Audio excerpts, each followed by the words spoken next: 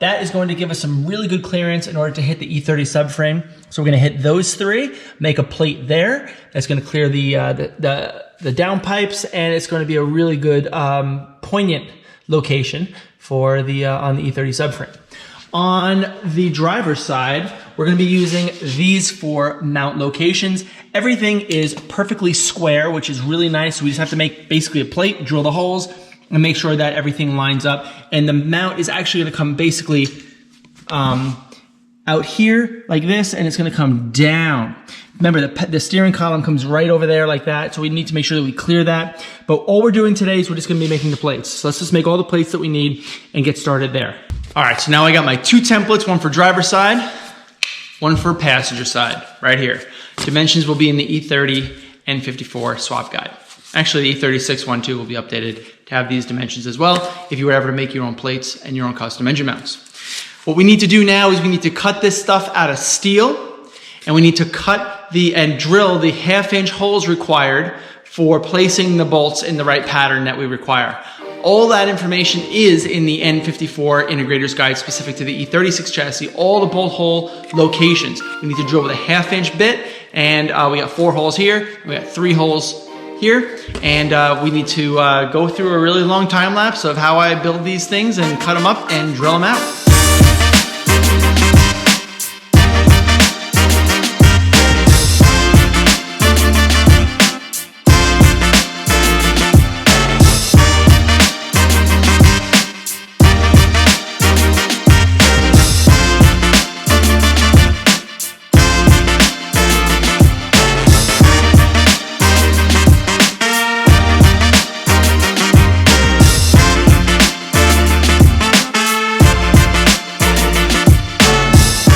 Okay, so now I have both of these brackets complete. I have 1, 2, 3 dimples made with the dimple maker. I have 1, 2, 3, 4 here for the driver's side. And I measured them like 18 times before I drill any holes. And I made sure that everything is correct with the vernier calipers as well as the compass, so that I can at least make sure that I have my cross correct and all the dimensions are exactly square and the same. So having said that, I want to drill my pilot holes, and then I'm going to drill all 4 of these out with 1/2-inch, and then I'll size them up and see how they fit.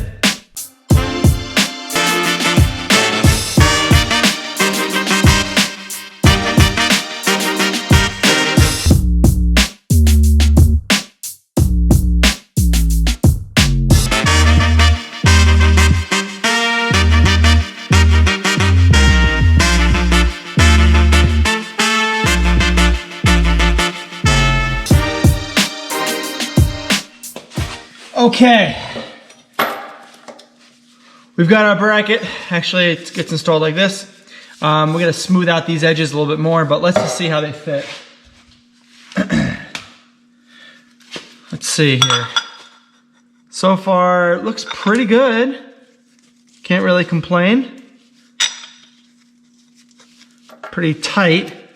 Tolerances are pretty tight with a 1/2-inch hole. Wow.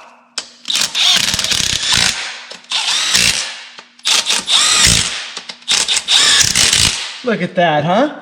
Holy mother. It works perfect.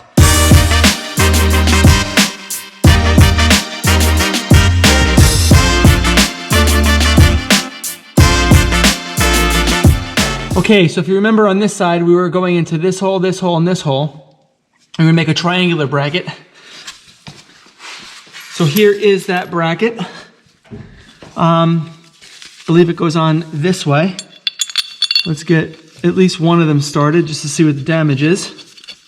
Let me see how bad the holes are lined up on this side. This is a triangulation, so it's actually a little bit more difficult. But let's see. 1, 2 for 2. Oh man. Is it gonna fit? It's a little tight. A little bit tight. But the rule of thumb is never put all of them in, never screw any of them tight until you have all of them at least loosened in. This one actually is a little bit, a tiny bit out of tolerance. But these guys, Easy, easy. Awesome, awesome. You know, this was a A, the other side A+.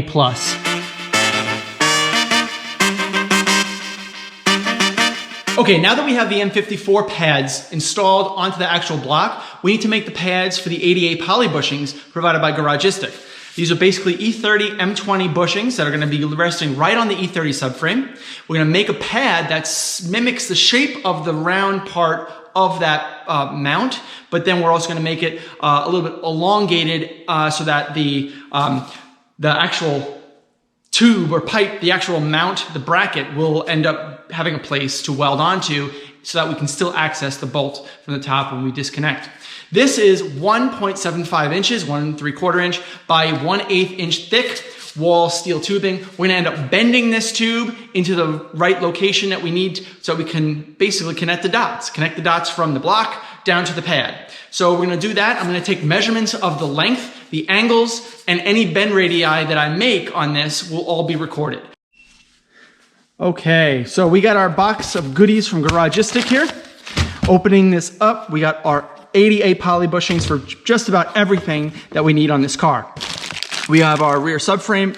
These are the actual lower control arm bushings for the front. These here are our rear trailing arm bushings. We have our subframe bushings we're gonna redo. We have our M20 E30 88 poly mounts. This is what I'm talking about. These are the two that we're gonna be concerning ourselves with today. We gotta make our pad for this, and then we work on the transmission mount brackets next.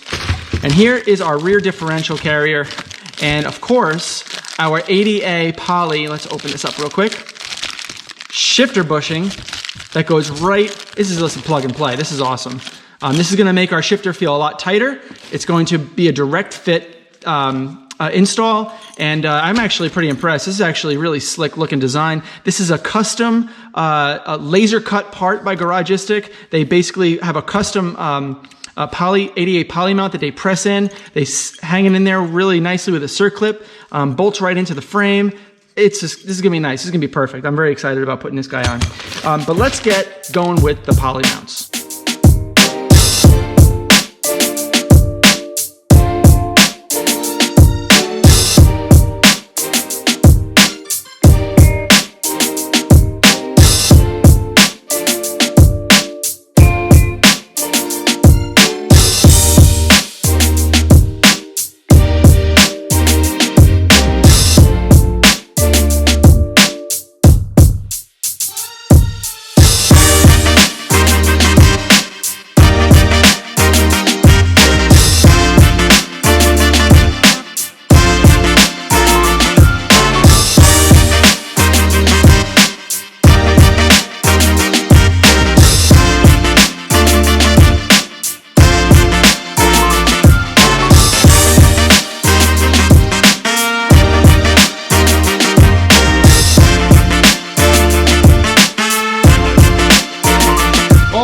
Guys, we got our two brackets made. They are installed. This is actually kind of tight in here right now like that.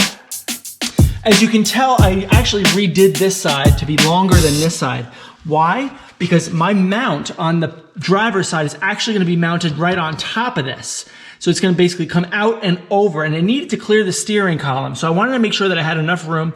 Obviously, you can't weld it right here because then you won't be able to get access to the screw.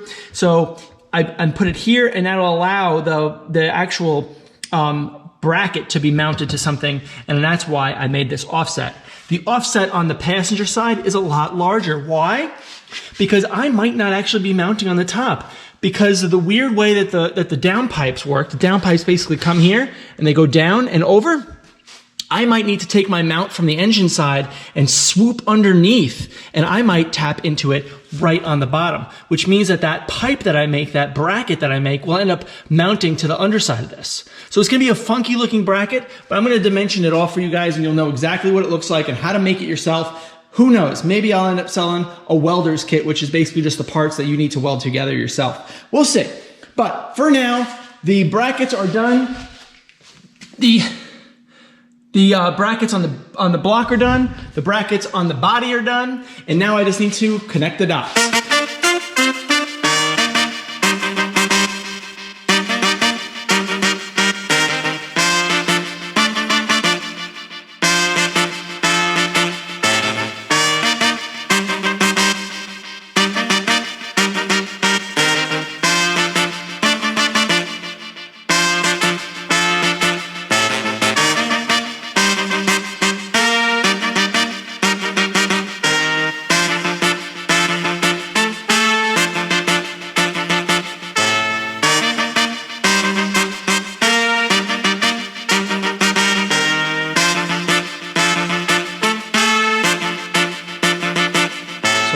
to cut the E30 subframe, there's been ideas. I need about 14 inches, which is basically 7 inches on either side from center. So that would put me right about here, right? On that side, and then here on that side.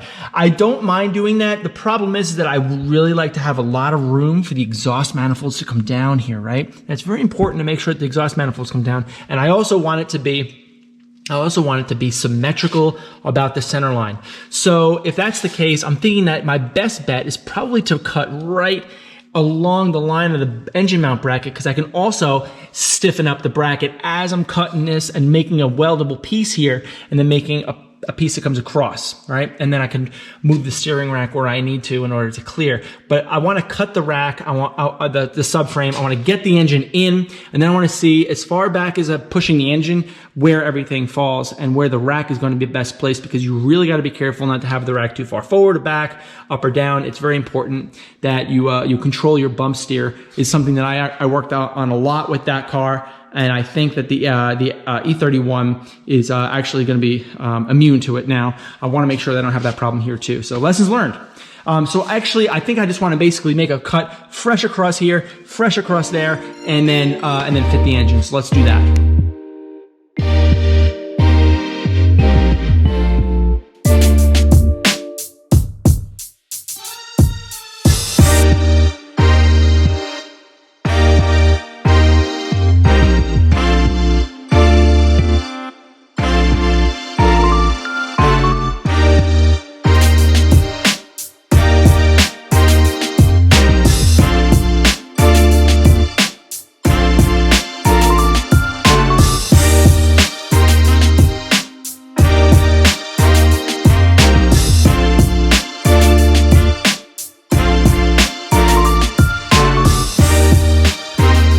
So now I got a jack underneath the transmission in relatively the right position that I have it. And the idea here is that we jack up the transmission just enough, right?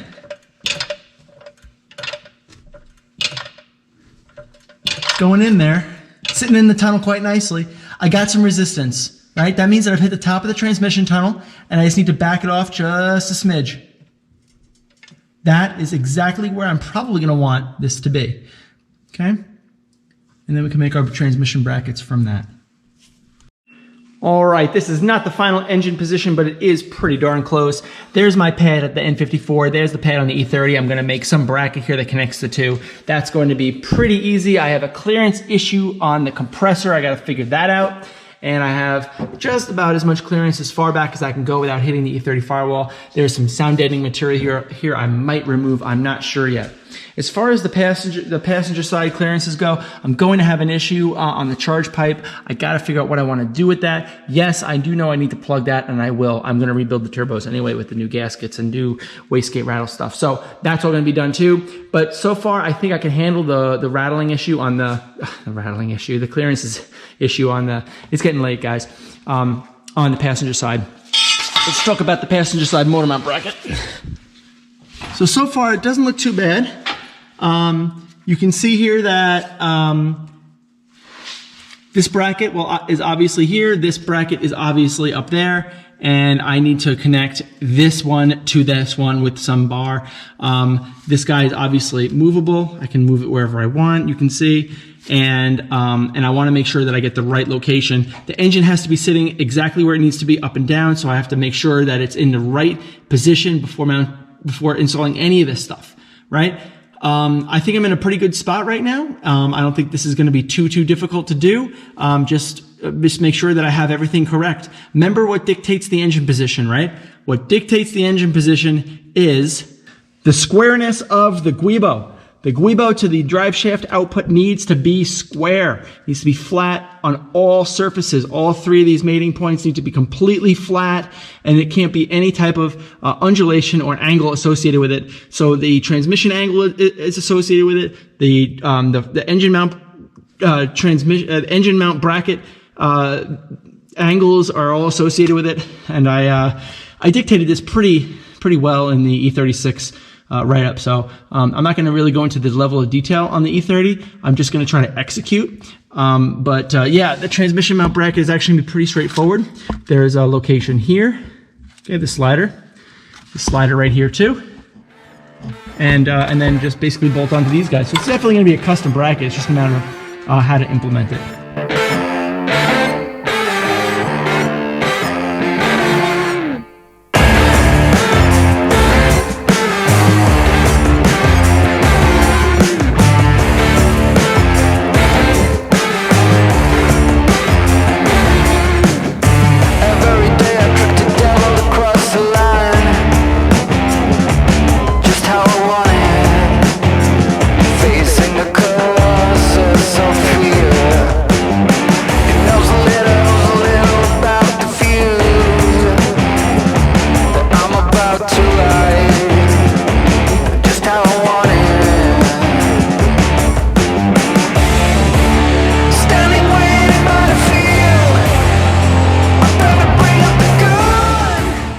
So these are our major piece parts for the transmission bracket. This guy is the one that's going to be welded right inside of this hole that I got. I'm gonna need to cut this off in order to get it to fit.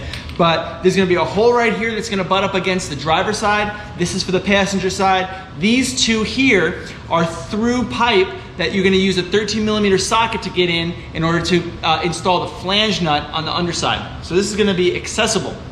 We're gonna drill 2 holes right here, similar to what we did here.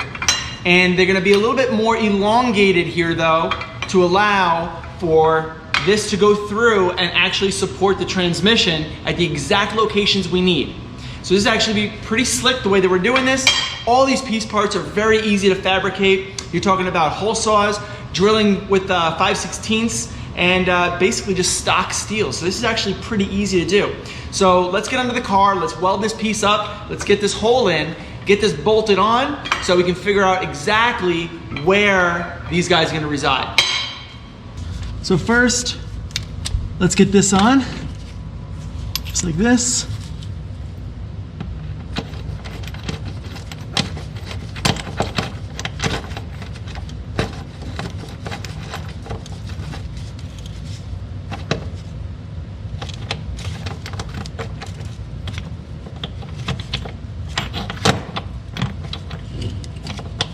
Okay, bracket slips on like this. I'm gonna figure out the exact right height.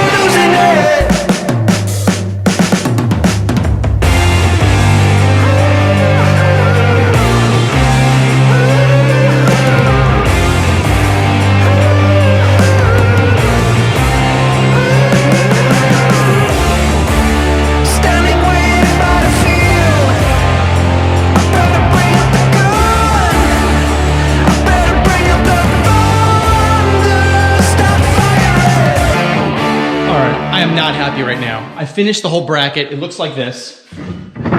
Right? You can see that the two are uneven.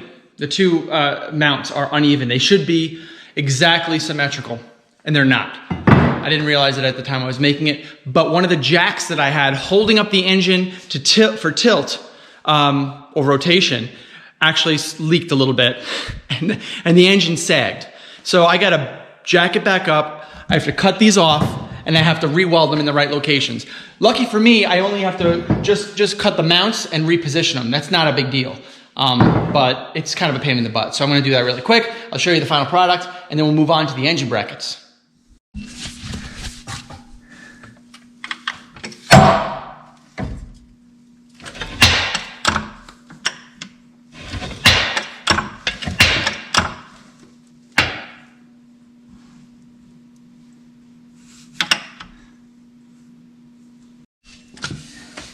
That right there is level.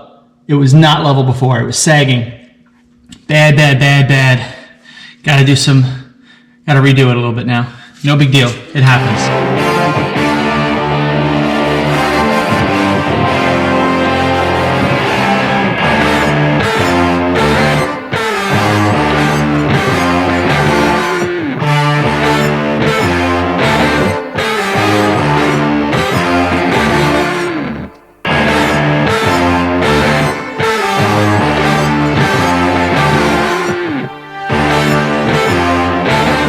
Moving on to the engine mount brackets. Yes, this is 3/8 inch thick on both the E30 pad and the N54 block, but it is going to handle anything. To match that, I'm going to be using 1 3/4 inch outer diameter 2 by 1/8 inch wall thickness, that's 125. And I'm going to bend it on the Harbor Freight tubing bender, and I'm just going to tack it in place from here down to here. Let's do that right now. This guy is my template. It is cut to very specific angles such that when you install it, it fits nearly perfectly, right? When you use a pipe and bend it, and I will show you how to bend it and trace over and figure out exactly what type and bend of a pipe you need and cut at the angles that you require.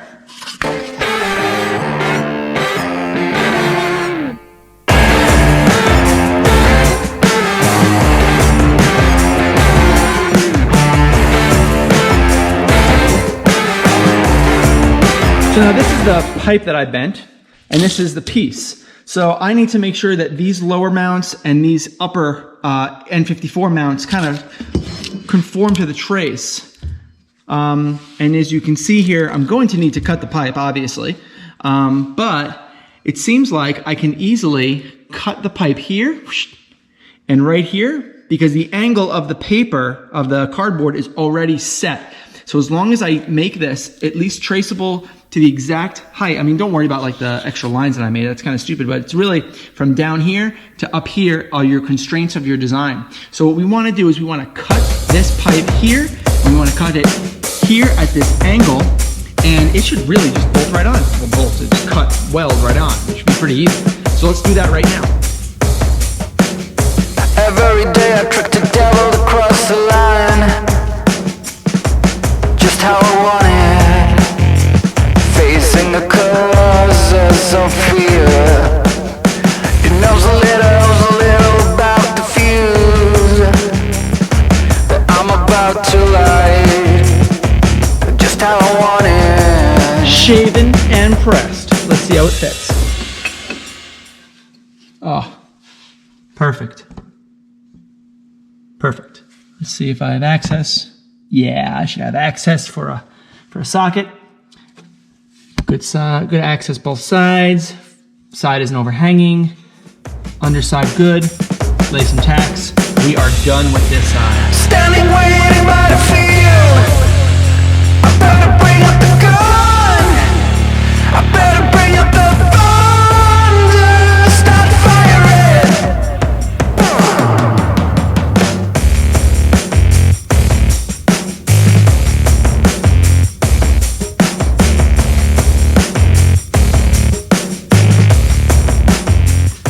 All right, let's take a look and see what we're dealing with on the passenger side.